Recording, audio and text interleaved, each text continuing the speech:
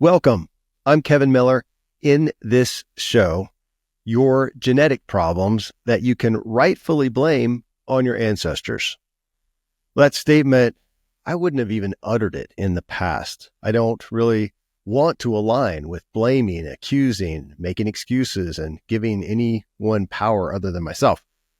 But I'm changing my tune a bit thanks to my guest today. I mean, if someone runs a red light and smashes into my car, breaking my leg, I'm okay to blame them for the broken leg and admitting I now have a broken leg and can't go run the next day. It's just a truth. It'd be dumb to blame myself or to deny the car wreck and just sit around perplexed as to why on earth is my leg broken and my car smashed up, or blame myself for what? Driving through a green light. We're supposed to be able to do that. Recognizing what happened helps keep me sane, ultimately, and understand the source of the problem. Well, then, of course, the event is over. I now have a broken leg. I was in a car crash. It is up to me to deal with it, to try and heal the leg, to work through the wreck so I don't have PTSD with driving. Well, my expert guest on reconciling this is Mariel Buqué. So Mariel, she's a PhD, Columbia University trained trauma-informed psychologist and professor. She's appeared as an expert on Good Morning America, the Today Show, a whole lot of media outlets, and she's offered wellness talks to corporations such as Google and Capital One and Meta. Well, she's originally from the Dominican Republic, currently lives in New Jersey, but I caught up with her recently while she was in Trinidad to talk about the message in her new book and the muse here, Break the Cycle, a guide to healing intergenerational trauma. Something I never really cared to focus on or give any credit to, but I've learned the value now. I feel the message is really important, very useful for all of us because we've all had things that happen to our ancestors that affect us. Hey friends, I continue to have listeners coming to me who feel that they're driven, but they're unclear where they want to drive to next. They want to drive forward with purpose and pursue an opportunity that will be fulfilling for them. It's not much I enjoy working on more. You can connect with me about that at kevinmiller.co or just email me at kmiller@kevinmiller.co.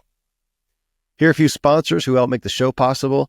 Then drive with me and Mariel Buqué to consider your genetic problems that you can rightly blame on your ancestors. And let's see what we can learn for ourselves today. Well, this is an issue, Mariel, that I really, at least in the past, I didn't really want it to be true. I was firmly, as far as the nature versus nurture, I wanted it to be all nurture. You know, you create yourself, you make yourself, you've got control.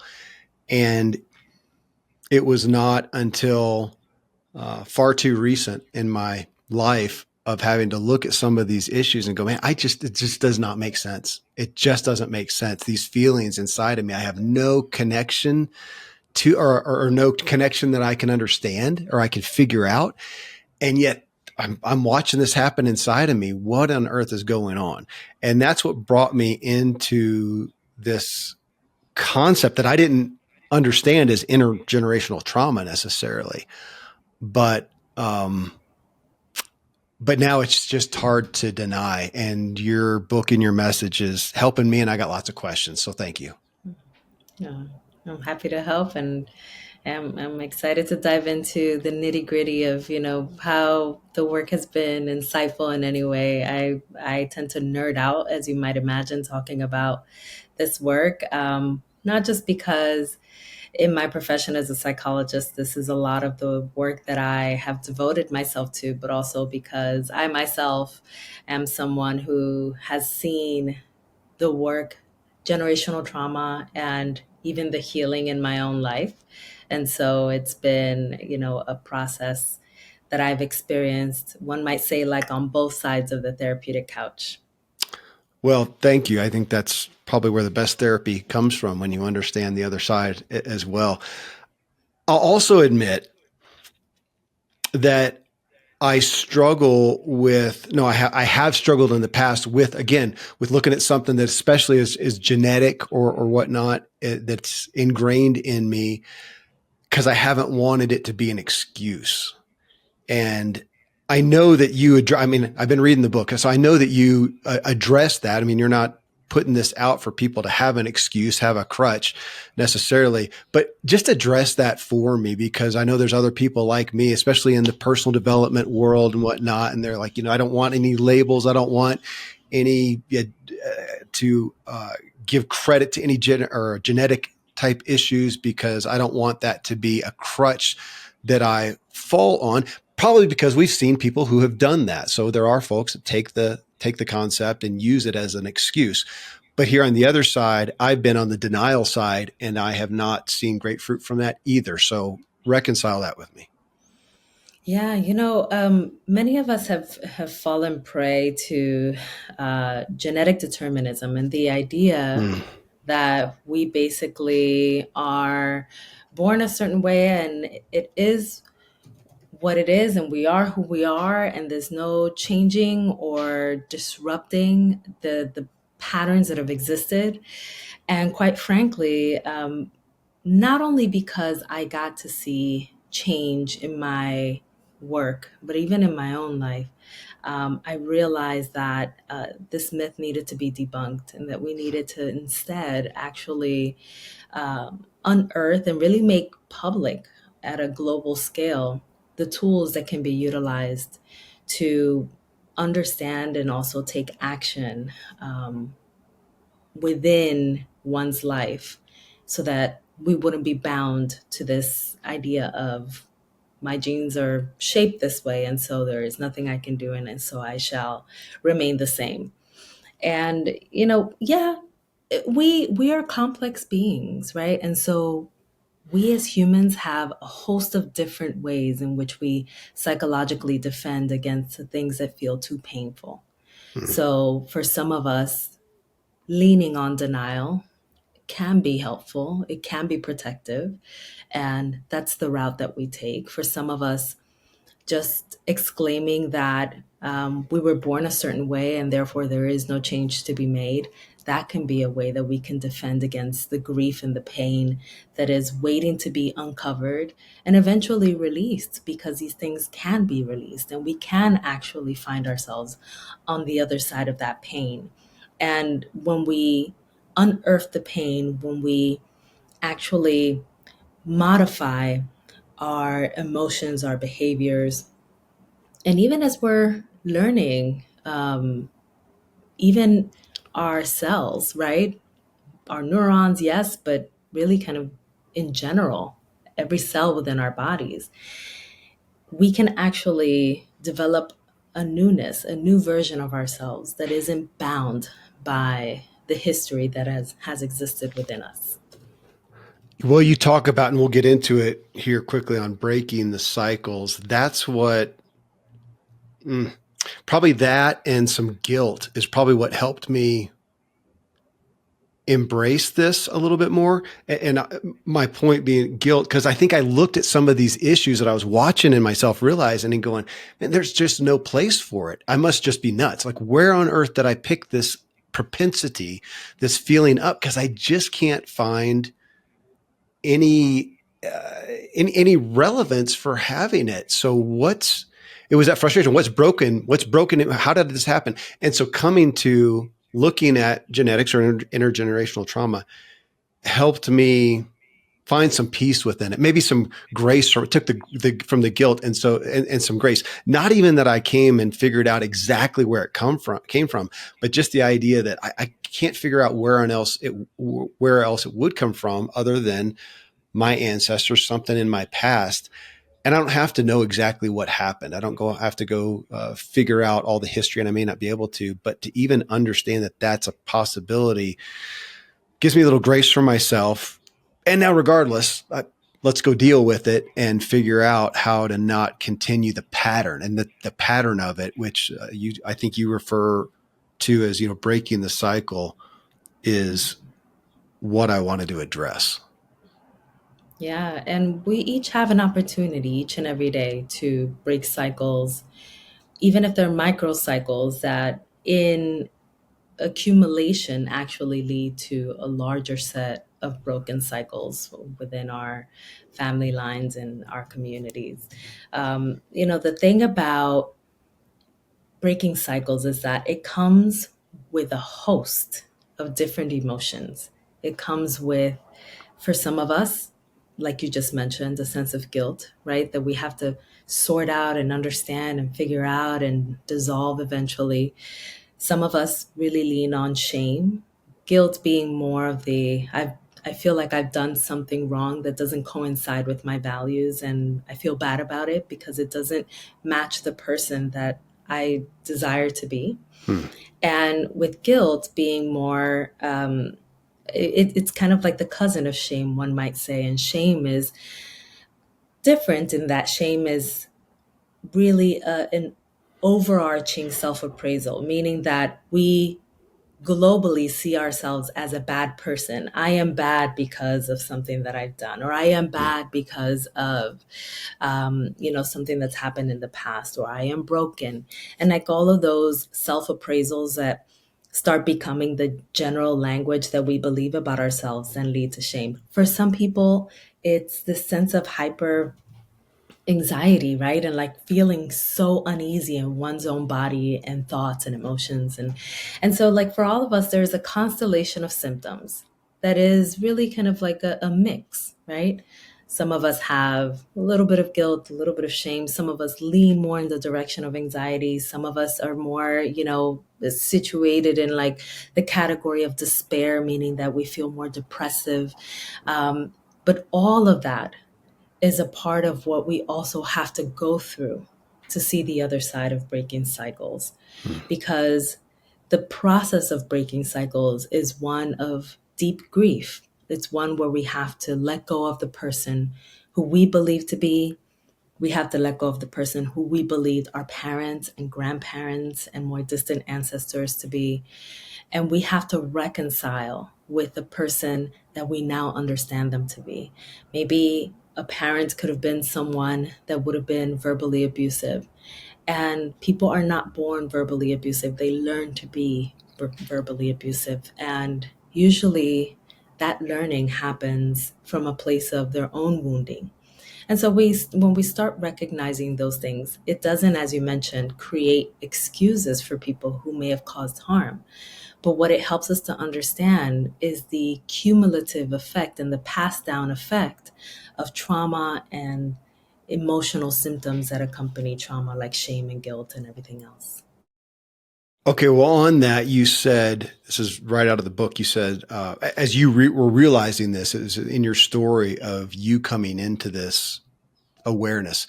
And you said, you realized we weren't just working through my client's pain, we were working on the emotional burdens of my client's family and ancestors, people not in the room, not even living.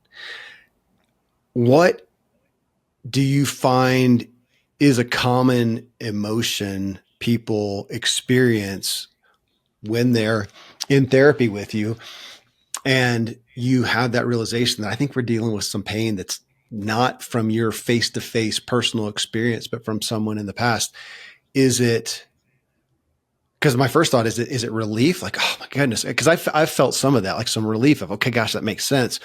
Or, well, or what else? Because I could see that there could also be some negatives. Yeah, like you just said, some grief of having to reconcile who someone was or who they weren't that you thought they were. What usually comes up? You know, one thing that, and I completely get it, especially sitting in the room as a psychologist with this emotion, I get it fully. And then the emotion that tends to come up more frequently is rage. People feel anger. People feel as though they've been Hmm. they've been let down, right? So there is this sense of disappointment and a sense of sadness with that disappointment. But the thing about sadness that we must understand also is that sadness is considered a primary emotion, and anger is considered a secondary emotion. typically anger is more easily accessible. So if we feel some grief about something, we can more immediately go to anger. But what's really underneath that is the hurt and pain and the sadness that we feel about the fact that all of this has transpired in our families and no one has either been given the tools or been willing to use the tools to actually get better and do better. And so we find ourselves just like them at that very place of pain. So yeah, anger is prominent and very frequently passing through my office. And I'm sure for any of my colleagues who are working with generational trauma, the same for them. Anger is always in the mix. I could see, even in the aspect of breaking the cycle of something that's been a pattern that's gone along into a family, maybe a feeling of like, I wish this responsibility had not landed on me. Why couldn't somebody else break this? Why me after all this time?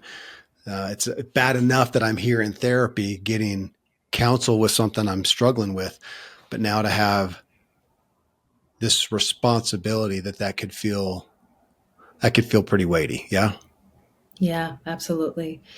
Being a cycle breaker is not an easy task. It comes with a lot of heavy burdens and it comes with a lot of really, really dark moments, moments that feel sometimes inescapable, right? Which is why within my work and within my book, I tried my very best to be explicit about what people can find on the other side. Because very often, the reasons why people don't want to touch trauma with a 10-foot pole is because it can be so scary. And people can, even if they're not conscious of this, they can feel like they're going to go into the black hole of despair and never return. And that's a really scary existential feeling. Yeah. And it's important to remind folks that, yes, the work can feel like it's so heavy that you almost can't carry it.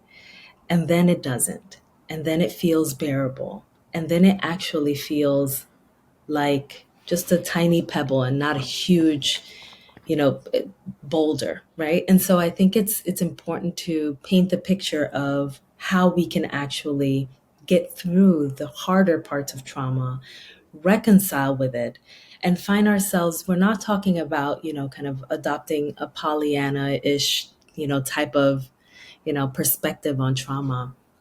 Trauma becomes more manageable and more adaptable as we proceed through the process of healing.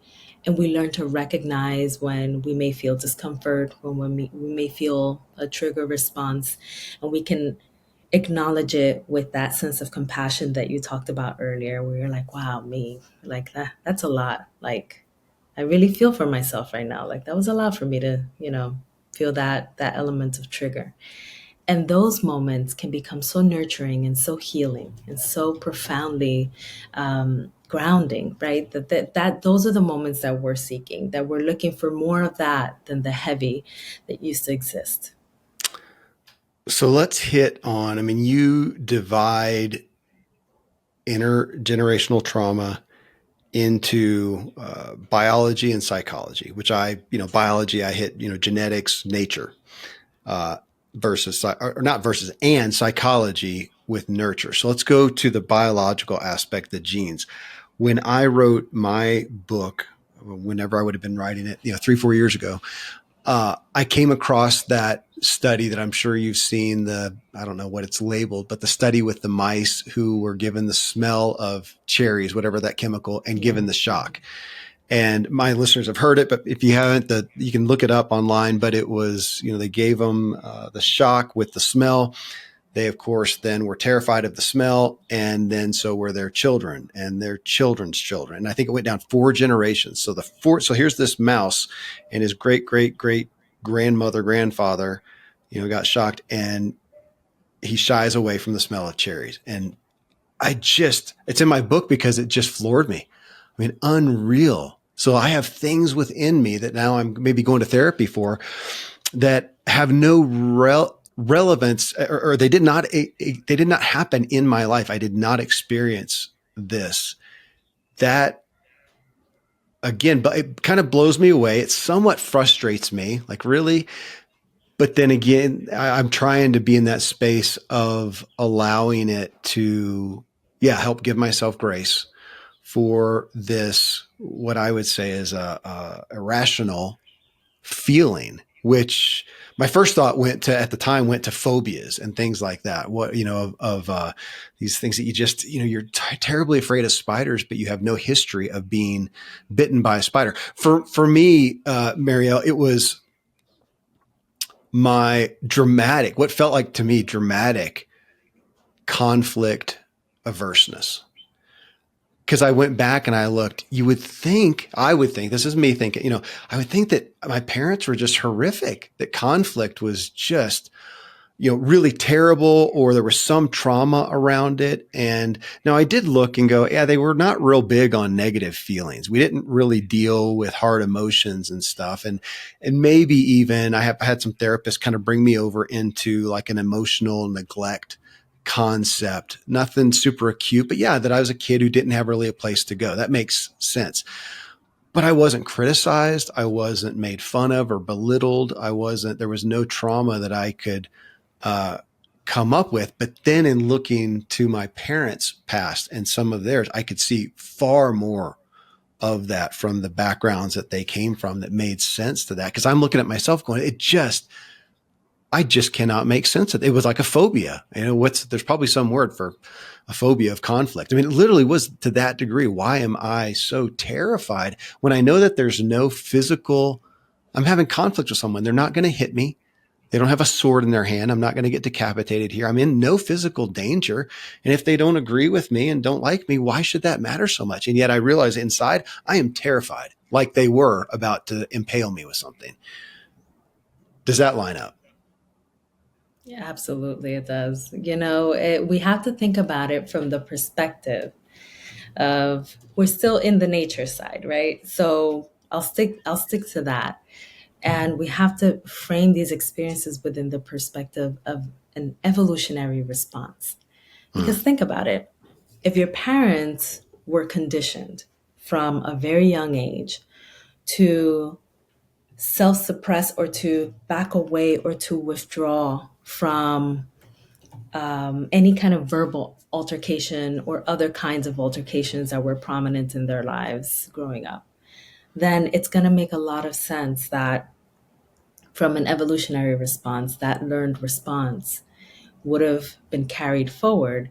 And even, right, that even if it's implicit, even if they didn't necessarily tell you, if any conflict shows up in your life, run away, avoid, hide. Even if they didn't explicitly say that, they may themselves have adopted that response. And it would have been a modeled response that from the psychological end, right, you would have then adopted yourself because we model the behaviors of the adults around us when we're kids. And so all of that makes complete sense. An adult who was once a child adopted a specific survival response and they carried that throughout their lives. When we think about epigenetic markers, I mean, it's still a fairly new field of inquiry and science with regards to generational trauma, but we do understand that throughout our lives, our environments, they shape the ways that our genes turn on or off. So we still have an entire lifetime when we're carrying actual perceptions of the world not being safe or conflict, being something that we need to avoid. And so all of that is registering within us. And when we carry any kind of messaging forward into our children, then our children are now born into a certain biological messaging. Together with that, then they learn from us, right? That, if there's any conflict, we don't talk about it because it may spur up really hard emotions and no one knows how to deal with. And so what we do is that we just run into the other room and, shut the door and it never gets dealt with. And so, a child who may themselves have a deeper emotional need, because we have to talk about how incredibly diverse we are as human beings in terms of how we're born with emotional needs. Some of us have temperaments that we're born into where the emotional need may be, you know, very small. We may need like the basics, right? We need to be fed. We need to, know that an adult is around somewhere so that we can feel safe. Another child may need to really feel the presence of that adult through constant hugs, through constant affirmations, and that is just the way that they are. And so if we have an environment where we have a parent who isn't matching the need of their child, it isn't necessarily that either one is to blame. It's that there is a mismatch. And when there's a mismatch, we tend to see things like what we call like emotional neglect. But my parents, they were actually great parents. I didn't really feel a neglect.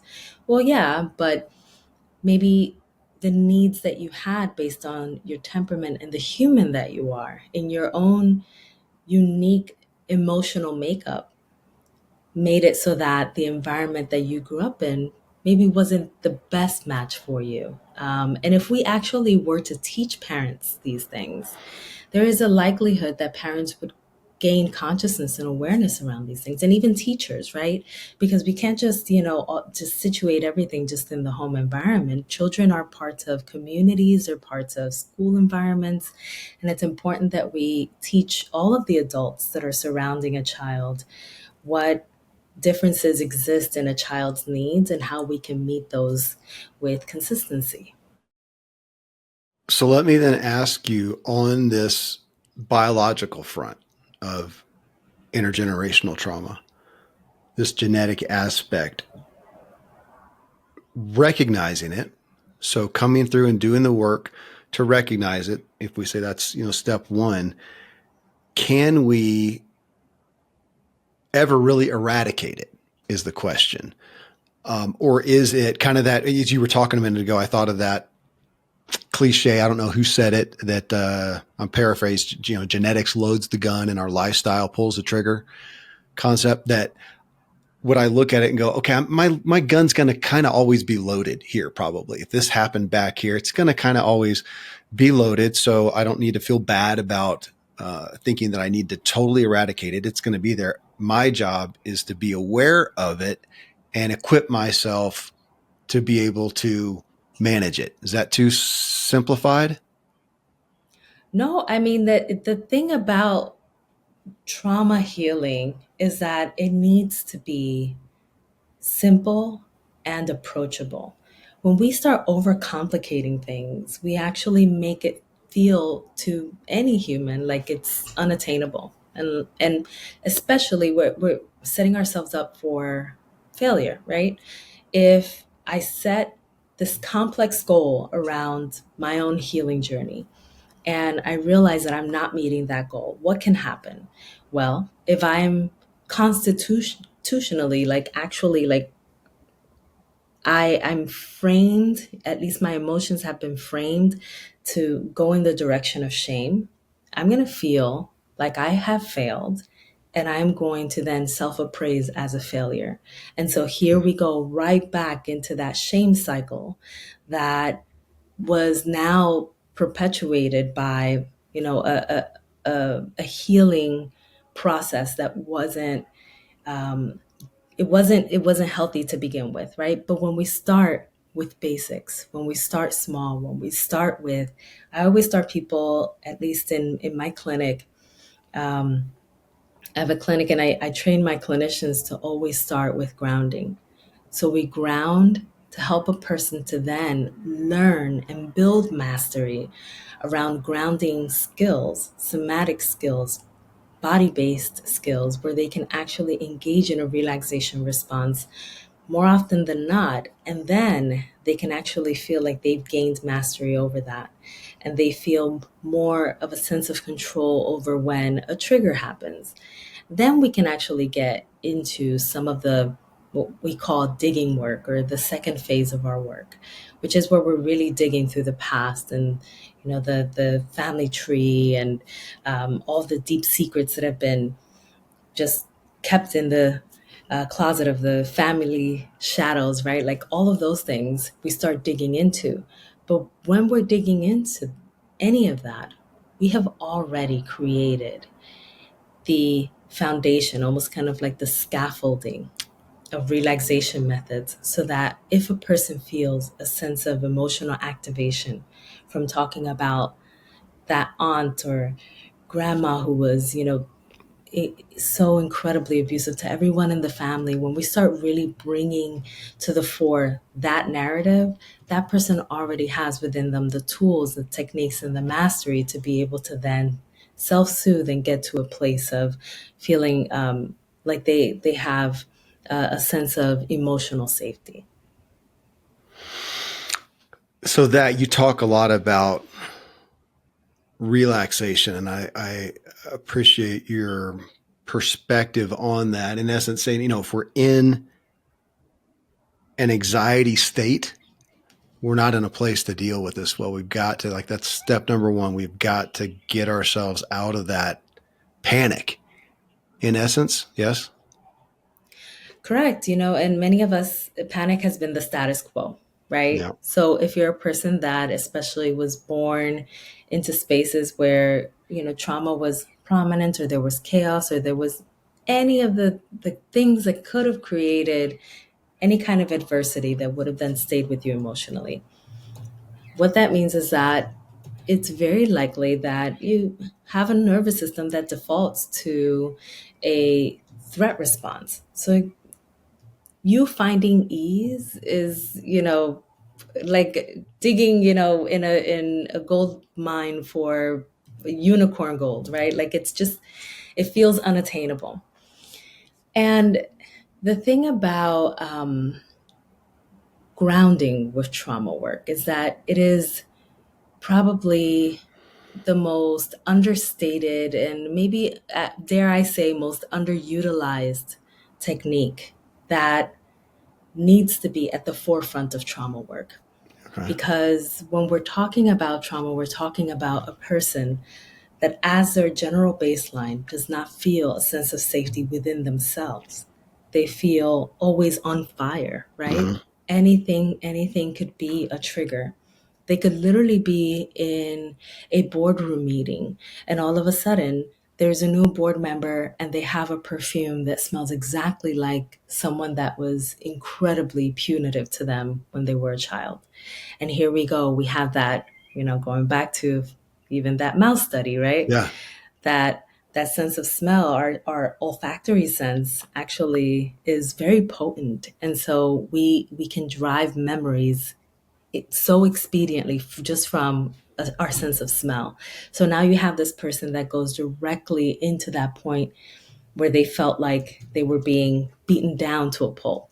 And now they're feeling all of the feelings that they were feeling right in that moment when they were 7 years old. Meanwhile, they still have to be a high functioning adult that actually gets through this meeting Yeah. and provides constructive feedback about whatever is being talked about. That's really hard to do.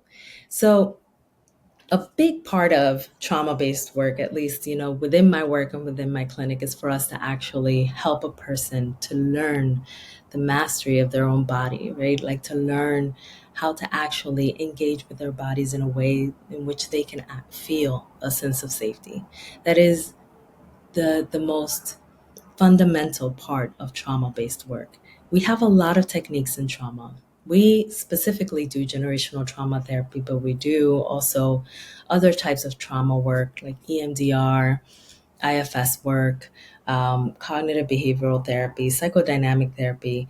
And the common thread that makes any of these treatments effective is that a person eventually finds themselves in a place where they feel safer. They Mm-hmm. feel safer with their memories. They feel safer with their story. They feel safer within themselves, within the world. And so safety is incredibly, incredibly important, which is why within our center, we actually start with that, and within this book as well. Well, and that is maybe my primary focus right now in looking at us as humans is safety, is security, and feeling like we are in an age right now when it feels like we're the most insecure ever. I mean, if we look at the media, the social media, we look at the conflict, we look at the isolation that, the stats are showing that we have, that we feel more insecure than ever at a time when I want to be sensitive, but I would say statistically, I think we're the most safe physically, probably, overall. But my gosh, the mental stats, they're not getting better. And why the threat, that we feel, and which has me looking at, again, the cycles, the cycles that we're perpetuating, and that maybe are just, if we don't break them, they are just growing. And I want to ask you on that, as we look at the psychology aspect of intergenerational trauma, and we all grew up and we had some exposure to whatever, to our parents, our caregivers, whatnot. And we saw these things happen, good and bad. Let's look on the, the bad side, the traumas in essence. And we either saw those, I'll ask it because I'm grappling with this. We either saw those and just adopted them. We accepted them and in that sense perpetuated them, keeping the cycle going. Or maybe we think, at least, that we recognize them. And what I struggle with some is then we quote, reject them and think that we have stopped the cycle or we have healed. And I am not sure that I see that. When somebody sees that thing and they almost, from a reactionary standpoint, just reject it, and you hear that, often I think it's still it doesn't feel like a healthy response. It's a response, but is it better than the adopted one? Either one is just this reactionary, I would say, somewhat not conscious, not healthy reaction. I don't know if you're any better off. Thoughts? I just want to say that is probably one of the most thoughtful points that I have heard someone express in reference to this work. And yeah, I say that because I have been around for some time, doing interviews, a number of years, and then also, after I launched this book. And what I have found is that there is such a high prominence in how people go and in essence, like, do opposite work and believe that to be healing, right? Okay. In part, we may distance ourselves from whatever's causing us pain temporarily. And that can actually be incredibly helpful. For some of us, it's actually necessary to take ourselves out of the environments that are, as I call them, diseased environments, and be able to engage, if we do have an opportunity to engage in some healing that doesn't have that ongoing trigger attached to it. But eventually, right, many of us have to go back into that family holiday dinner. Many of us have to go back into that workplace where we may have had situations happen that were triggering and maybe it resulted in, an extended leave. Eventually you have to go back. Eventually you have to actually face whatever wound has existed there. And even if you go back and maybe the issue has been reconciled, the actual issue, let's say it's the workplace scenario, and you go back and let's say that colleague is no longer there. They no longer work there. Oh, okay. I no longer have to deal with that. Well, if the wound exists within you and this interaction with this colleague was just a representation of that wound, then wouldn't it show up in the next job, or wouldn't it show up at the grocery store when you're interacting with someone randomly, or wouldn't it show up in the next conversation you have with your partner? It's going to come up, right? And so it's going to be incredibly important for us to have the actual tools, really adequate tools to help us through these things, rather than create a mask so that we don't have to face the wounds that penetrate deep within us. I like that term, opposite work. I haven't heard that before. And it makes sense. It's got me thinking about, the concept of boundaries. And it's one thing, would you say, it's one thing to have a healthy, conscious boundary of saying, look, that person, it's not just a trigger, but I don't think it's best for me, and I'm going to not be in their presence. Let's say that's different. But if that person and their trigger I just can't even touch it, or I'm freaked out. And so I'm going to reject it. That triggers, like you're saying, it's going to come up somewhere else technically. So I haven't had the tools. I've just distanced myself. And that's different than maybe just explain that, different than a healthy boundary. Mm-hmm. Yeah, I feel like our society has this over fascination with no contact. Yeah. And the belief that a no contact rule against anybody that makes you feel some element of discomfort or disagrees with you, I think that we've just kind of taken the concept of boundaries a bit further than I think what the original concept was supposed to relay. It just felt right, especially because let's think about, when boundaries really kicked off too, right? Like as far as like language in our day-to-day conversations, it kicked off when all of us were forced into spaces during the pandemic where we had to share homes with people that very often, because we spent 8 to 10 hours a day at work, we didn't necessarily have to see as frequently. Therefore, there was already a pre-built boundary into our day around how much we interacted with this other person. Now we're in these multi-generational homes. Now we have differences of opinions, differences of perspectives, different levels of coping, different types of coping, all mishmashed into one home where we're all experiencing a collective crisis and everybody's fearing for their lives. Yeah. So, of course, we were pushed into wanting to understand, okay, well, how can I establish a boundary to protect myself from the enormity of everything that's going on around me?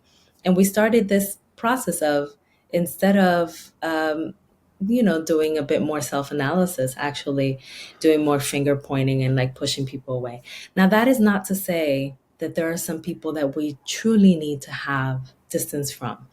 And I have seen, in particular, my sister actually is retired now, but she used to work as a child protective services social worker. And then I also worked with a number of social workers in child protective services myself, but as a clinician on the clinical side. And so I've seen stories. I've actually seen wounds inflicted by people that were supposed to protect these children. So there are true wounds that people have experienced by way of others and even adults and even parents, right? That are so profound that the only way to actually self-protect is to really create that distance and even permanent distance. But I think that it is just one of those terms that we have like ballooned in this society and doesn't necessarily apply to every situation. Some circumstances require hard conversations rather than absolute distance. And it's that we haven't had the tools to actually have the hard conversations that can be connecting and can be healing and can be therapeutic to actually help us to then create the healthy boundaries that we need to have in order to continue the health within the relationships that we have. Well, and you just described why you're here on my show. That is going back to my conflict averseness. Having the hard conversations has not been a great skill of mine. It's still not a great skill, even if I try to enact it. It's difficult, and I hear you because I've suffered from just the withdrawal. Yeah, the distance. That's easy, or that's the easiest, I guess. But it doesn't connect with relationships, as you know. Mariel, you're chapter 4, and you have this assessment. I don't know what page it is, but well, I probably wouldn't know. I have the galley copy. Who knows what page it really is? But folks, listen, in chapter 4 on this, you have an assessment just written out there. I got such great value. I worked through it. I had the book out open and my computer, and I worked through it. And it was impacting enough that I took pictures, 3 pages of the questions, and sent them to my family. And so, and that was, not long ago, and said, guys, I'm sitting here looking at this, and I would ask you to read through these things here. There's some you're going to check off, and I'd like you to work through them, and happy to talk about it. Or if you just want to look and get more clarity on what you have come through, whether you experienced it through your, mom and dad, or some of these things that happened even before us. So I wanted to testify to you that first off, and I actually have some questions through it. If you're game, this will be Kevin's therapy session. Your first question in there, mapping your origins, and that first bullet point, it says, in what way has anyone in your family used the word trauma to describe experiences they have had? This includes you, by the way. I, of course, I have a special heart for people I align with, and I'm the guy who's pretty much always calm and collected. I don't have a temper. I don't go off. I'm not real emotionally expressive. And so I would look at that and go, well, it wasn't an issue. In my past, I would say there was no trauma. Everything was fine.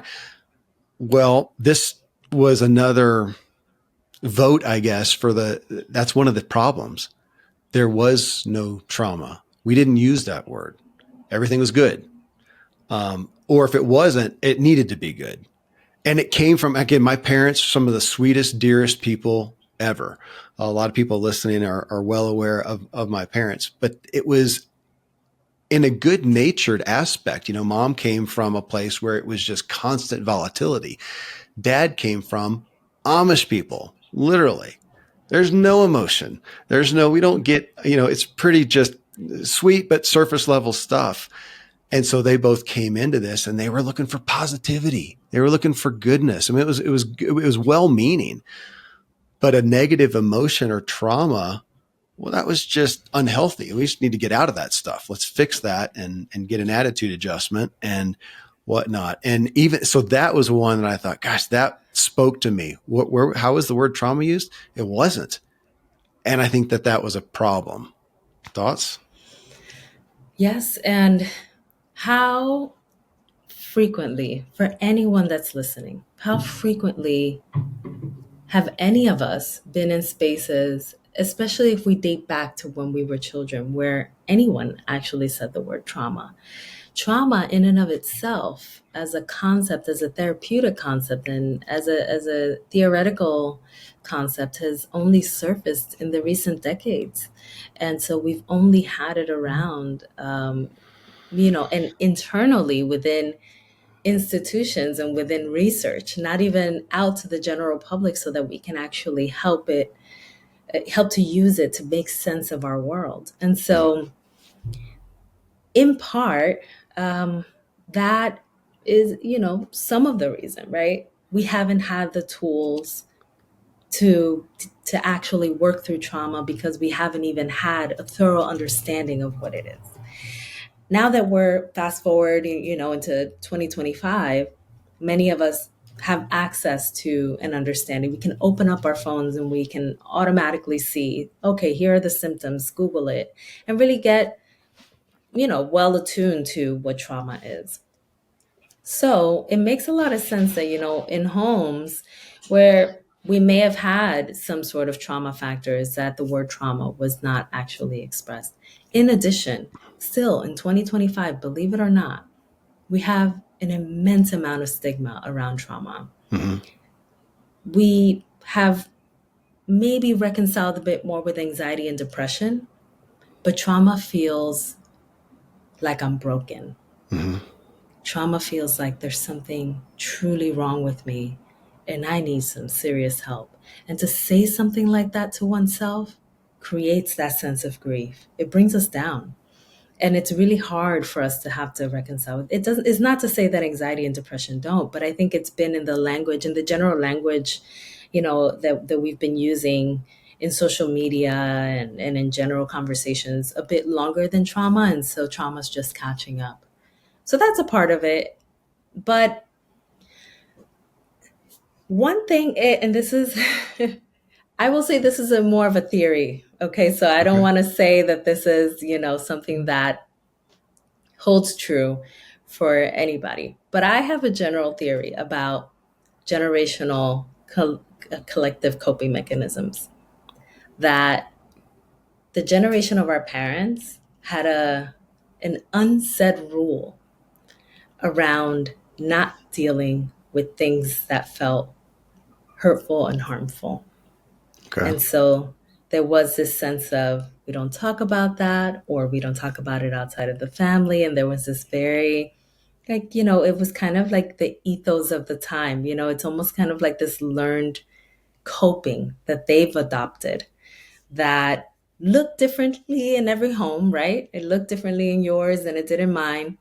But there was this flavor of that coping mechanism, a version of that existed in that generation.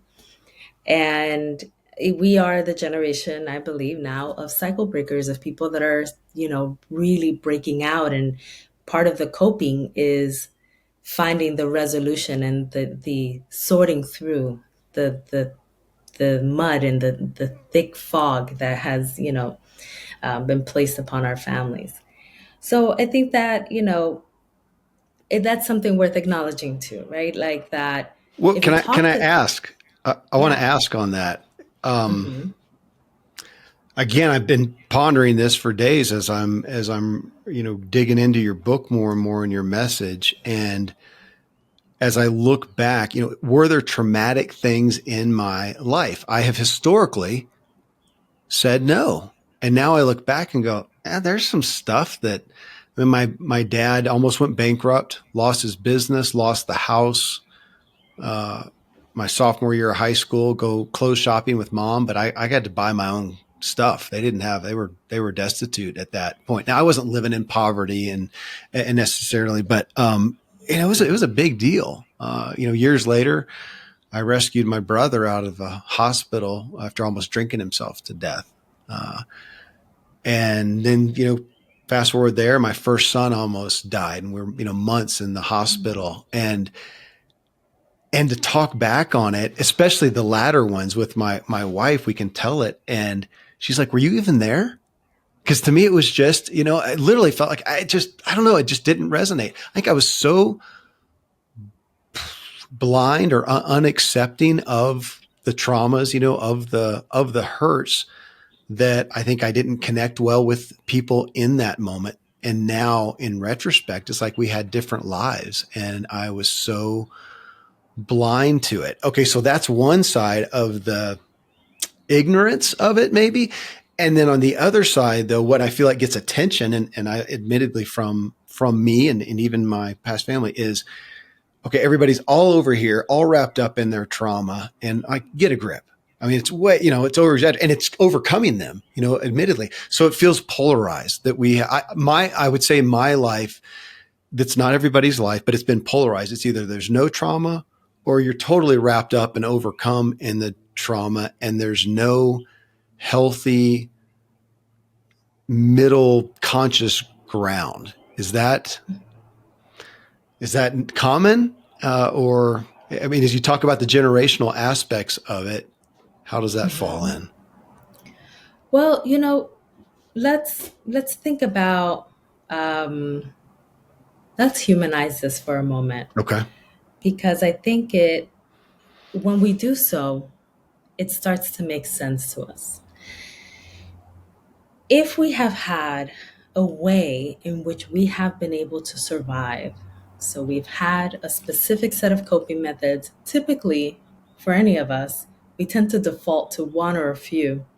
And that's usually what we tend to call actually like uh, symptoms or disorders. For example, if the way that we survive through life is by just thinking that everything and everyone is likely to cause us harm, and that way we can just self-protect from everybody, we never have to get close to anybody, that's a way in which we can just, it's a coping mechanism. It's not an adaptive or helpful one, but it is a coping mechanism. It is protective.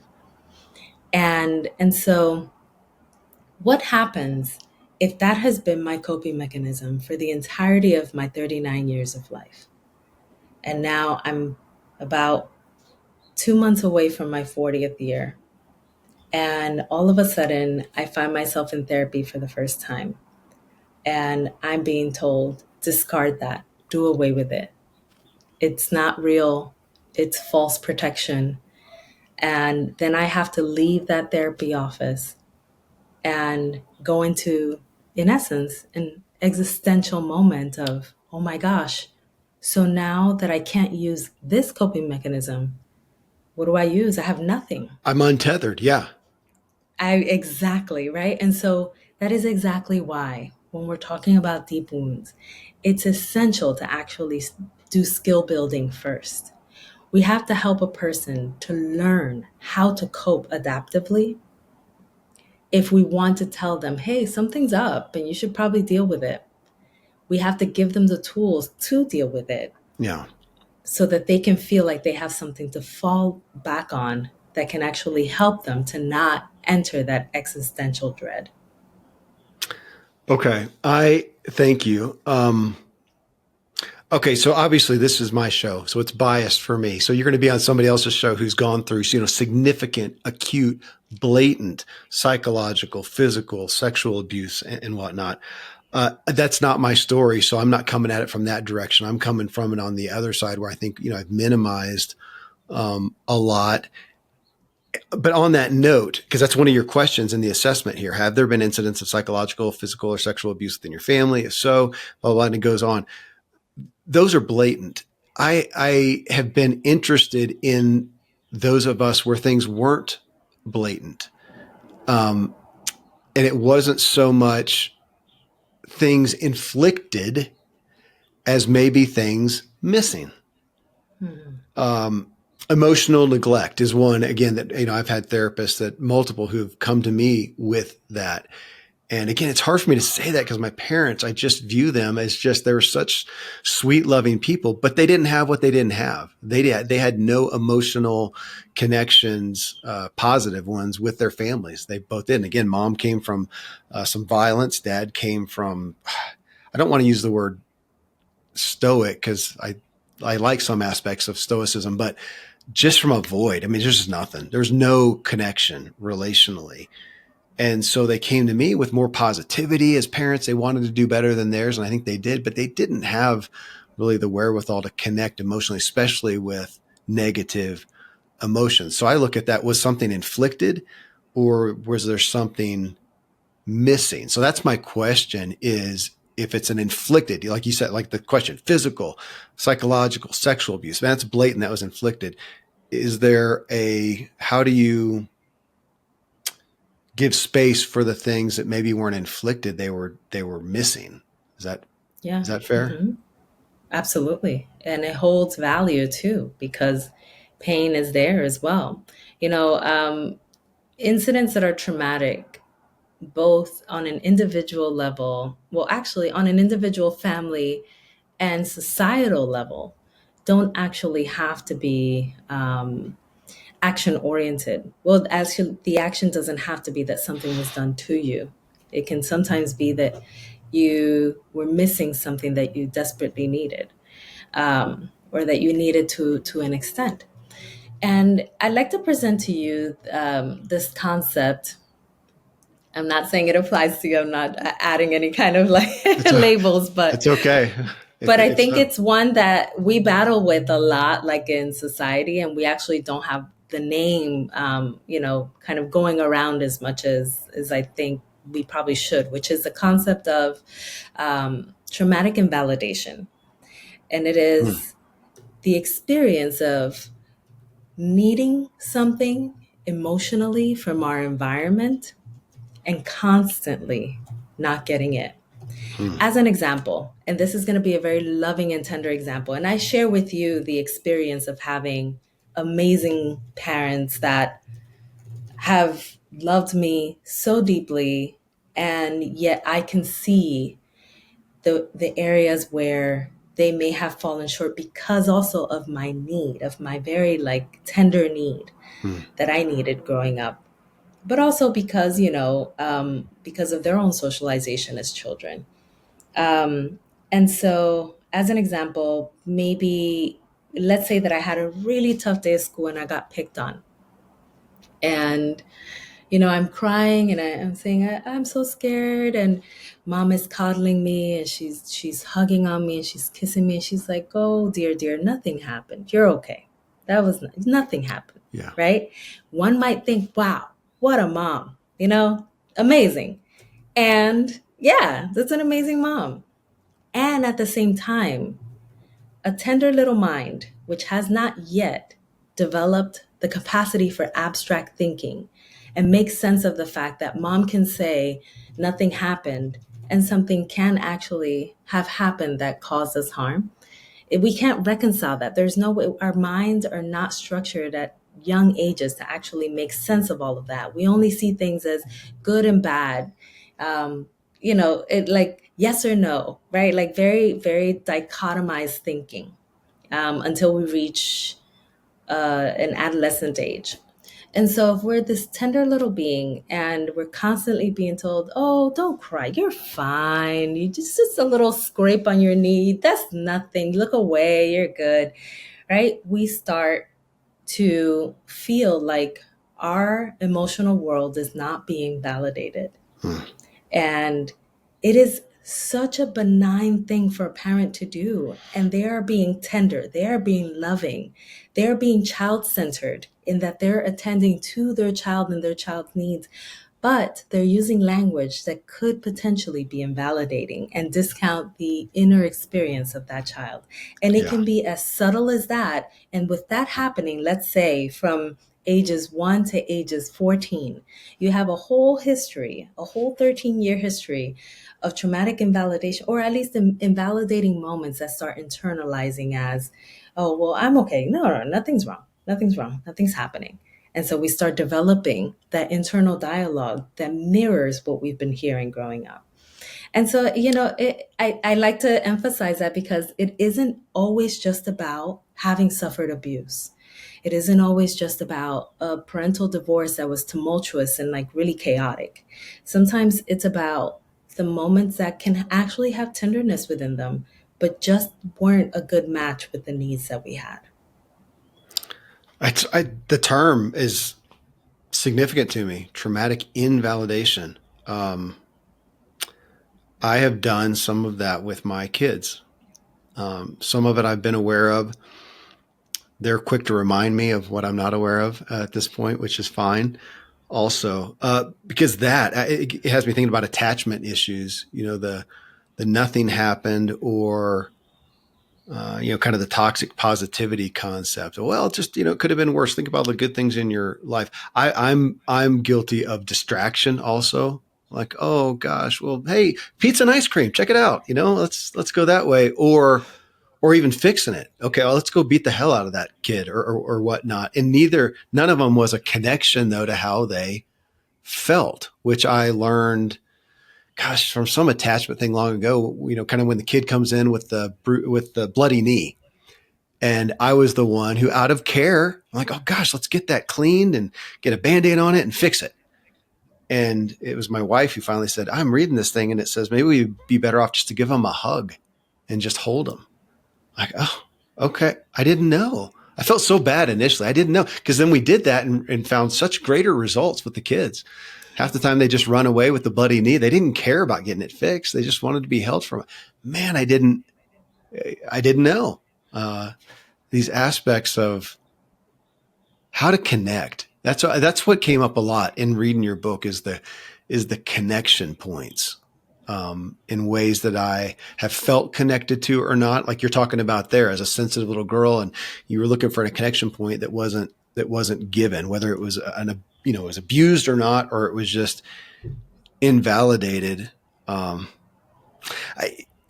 Mariel, going through the assessment, again, this is why I sent it to my kids. I thought, I've never thought about these things, and to look at it. And again, not from my bias, from my own identity issues, I guess I look at it and I go, I'm not looking at it to make excuses, but man, to think about what are the patterns in me that are continuing, what are the insecurities that I feel that I don't understand why. And then to read through here, this is one of the bullet points on, it's like the second page of your assessment. have there been experiences in your family, in your ancestors, whatever, of cultural violence? And in parentheses, you have racism, poverty, religious discrimination, land abduction, occupation, identity bias, cultural deprivation, wars. And I'm thinking, oh my gosh, I can list off a lot of stuff that didn't happen. And I didn't experience it in my lifetime so much, but I know some significant aspects going back to I know of people in my past who were mice that were shocked at the smell of cherries, literally. I haven't been, but my gosh, to put all that, there's a lot of stuff there for me to consider. And how do I respond to that? And the one that jumped out to me was religious discrimination. I mean, I grew up in the Bible Belt of the South, initially Southern Baptist Church, and the religious discrimination that I just thought was normal. I didn't know any better. And to see the threads of it and honestly, and racism too. I just didn't know any better. It's just how the rednecks in my little town in Kentucky talked. I didn't understand it until later. And then of course I'm disgusted with, but I just didn't give it weight. Again, not to look at this and give an excuse, but go, yeah, check that off. Wow. All that existed in the past. And again, it matters. And again, I come from this side of having really invalidated anything in my past, especially if it happened outside of my face-to-face. And the result then, and is this what you would say? And the primary result then is I just continued these negative patterns. Yeah. Right. And, an added result, which I think may be really at the heart of what we're getting at, is how did you feel in those patterns, right? And then if we could add a layer to that and think about, well, now that you have learned differently and engaged in patterns that are different, that in essence have disrupted and broken those cycles, how do you feel now? And that's, I think, and mind you, I think it's important to note the framing of the question that I just posed, which is, how do you feel? It's important for us to go to the root, to the emotion, because can I tell you what, when you asked that? Yes, please. I just wrote it down. Disconnected. Disconnected. Yes.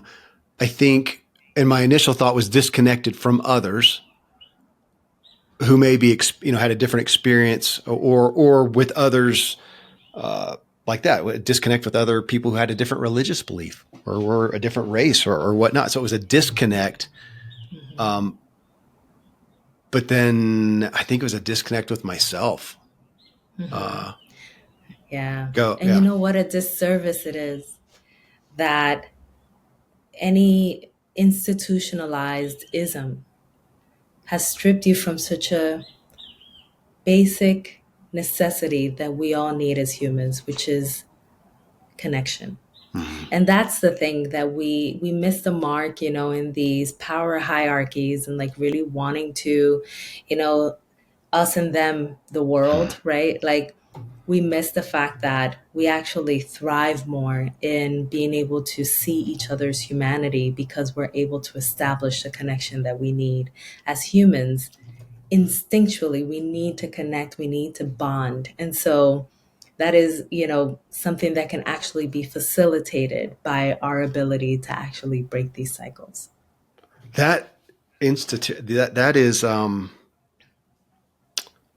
your word of institutionalization and humanizing. I missed a lot of that. And it came out, it wasn't until I got older and realized what I felt like was a lack of compassion for people. And I spent a lot of years saying I desired that, not making much progress until I realized, I don't have any compassion for me. I'm probably not going to do that great. I still thought I still want to think that I did better with my kids at giving them, at learning, how to be compassionate, at least to act it, even if I didn't feel it. I think I looked at it and kind of like, I don't really know, but I'll hold you. You're bleeding all over the place. I don't really understand, what to do, but apparently I'm supposed to hold you. So I will. And I think that had some value to them. And they've watched me go through a lot of this process. It's been maybe some of the redemption that I feel and that they've attested to watch me go through it. But my gosh, yeah, what you saying, yeah, the institutionalization of, gosh, my religion, of my culture, and it disconnected me. I was not humanizing myself or others. I was a tool and so are other people. That's just kind of, Exactly. to get Exactly. stuff done. Yeah, and that's the thing, is that people think that people that are in are basically placed at the top of the hierarchy by these institutions, that they're not suffering, and that's false, right? Like, it's a different kind of suffering, and it really affects us collectively. And I think that, one of the things that is beautiful about cycle breaking and having children that are able to witness that regardless of their age. Mind you, I just mentioned I'm 39. And just yesterday, my father said something to me. It was an action oriented something that he wanted to gift me. And I didn't know what to do with myself, because I've never received this kind of gesture from my father. Hmm. My father is the most loving, most like kind man. Like, he's just wonderful in so many ways. But in this area in particular, that hasn't really been a thing. And I was like, wow, I don't even know how to like walk around my house right now. Like, this is like, but the beautiful thing about that was that my father's alive, and he has an opportunity in his late 60s to offer me something. And I think that a lot of us think that breaking cycles is something that we do before our children are born, or when it's like early enough to not mess them up, right? Mm. That's the general, and I used to get that question a lot, especially when I toured around for this book. I used to get the question from frantic parents saying, like, I think I already done the messing up, I don't even know how to fix this.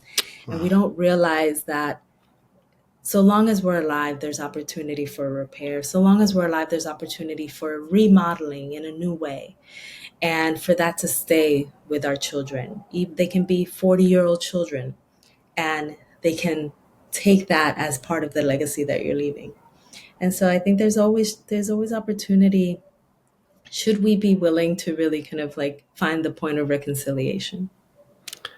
Mariel, I feel like it's maybe one of the greatest privileges I have as a father is to talk with that's why I sent them pages out of your book today and your Instagram link. I've got one kid who's in grad school in psychology right now, and I'm waiting for her to respond back. I'm sure she'll have lots to say about it, but it's a privilege of being able to redeem that and go, guys, I'm so sorry. I didn't know what I didn't know, and I'm so sorry, but here's what I figured out. And I'm coming to testify that I'm just realizing you've grown up with dad who's been doing this. I'm so sorry. Here's a great book for you to work through that. And to your point with your dad. So last year, Mariel, it's just been about a year, just over a year. I would have been 53. My dad got one of those surprise cancer diagnoses that saw him die 6 weeks later. And he kind of had a confession in those lucid, acute moments, specifically to my brother and I. And he said, I'm so sorry for this pattern that I didn't break with you guys. He didn't say it that way, but that's how I took it. It has changed our lives. It has changed our lives. I'm 50. Well, I'm 54 now. My brother's 7 years younger, and it's changed our lives. It's changed our focal point. It was actually on the area of finances, to be candid with that. And his apology was, that was the breaking, really. I want to say that it allowed us to break, but I think that's what did it. It was kind of putting it out there. And would it have been great if he'd have done that 30 years ago? Sure. But man, he did it in the last weeks of his life, and it has changed our trajectory. So just to offer that to your aspect of, I guess it's a never too late concept. Yeah. Absolutely. That really gave me chills. And I like to remind folks, that my eldest patient was 84 years old at the time that they started treatment with me, started work Wow. with me. And so I think that that also is a testament to the fact that it's never too late to find a way through the pain that has existed for decades. And yeah, it's hard work, but whatever life we have after that, we have a life that feels lighter. And I think that's worth fighting for. Agreed. Um, I just, again, I could keep going. Folks need, get the book, go connect with you on Instagram. It was such a great audit. I guess you would say, and maybe you said this a little bit earlier, that it does take some courage, I guess, or some, yeah, go relax, get in a good place. And, because to go through this, I could see how it could be daunting. To me, it was hopeful though. It was hopeful to go through your assessment, to go through your, um, what did you name it? The intergenerational adverse experiences questionnaire. So as soon as I read that, my first thought was ACE score. I'm very familiar with ACE score. And folks, if you're hearing that, you can go type in ACE score. It's 10 questions. And I continue to be amazed at how impacting people's ACE scores can be. So adverse childhood effects. But now yours went way further in there. And as I read it, it was just, I'll probably take a picture of that and send it to my kids as well. So the auditing of it, but I do see that, yeah, it could be hard, for folks, maybe for whatever reason, I'm at a place where it just felt hopeful. Like, yes, please help reveal to me what I don't know. Most dangerous thing to me is I don't know what I don't know. So thank you and I just got more to work through on that. I didn't totally go through the intergenerational adverse experiences questionnaire, and I want to go through that more in depth and share it with my kids and look at what else can I break the cycle for me right here and now. I benefit from it. But then I got a lot of kids. I got just was looking at a video of my laughing grandchild, one of them in Florida, and I'm excited. So I just thank you for the work that you've done in this, for bringing the book forward. I'm honored and eager to share it with my audience. Yes. But thanks for sharing it with me, and I get to share it directly with my kids. So Mariel, thank you. Thank you so much. This has been such a wholesome conversation. And, sometimes as a psychologist and as an author, we are, just kind of accustomed to really just like pouring out information. And not as often do we get to hear how our tools are being digested. And so this has been like really, really wonderful for me to hear from your perspective how this has been helpful in any capacity. And I appreciate that very much. Thank you. This is a tool for me, but it's a family tool. I mean, I got a big family, and I'm eager to serve them with it. So thank you. Thank you. Friends, thanks for joining me on this drive. Again, that is Mariel Buqué, and her new book that you can find anywhere is called Break the Cycle, a guide to healing intergenerational trauma. You can also type her name in, Mariel Buqué, which is Bouque, and find her anywhere, social media or wherever you want to look for her. Got a question for her, got a question for me in regards to what we talked about. You can connect with me at kevinmiller.co or shoot me an email, kmiller@kevinmiller.co. Until next time, I hope this episode helps you drive further, and most of all, enjoy your ride. Yeah.